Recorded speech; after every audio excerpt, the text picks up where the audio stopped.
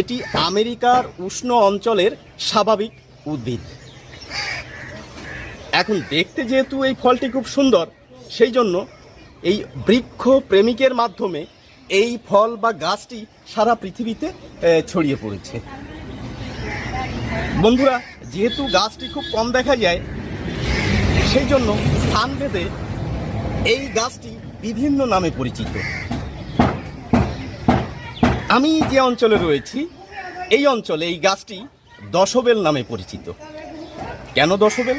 কেননা বেলের থেকে 10 গুণ আকারে বড়, সেই জন্য এর নাম দশবেল। আবার অনেক অঞ্চলে এই ফলটি ডুগডুগি ফল বা তানপুরা ফল নামেও পরিচিত। কেন? কেননা এই ফলটি যখন পেকে যায়, এর যে আবরণ বা খোলস, এটি বেশ শক্ত হয় তখন, এবং এই যে শক্ত খোলস বা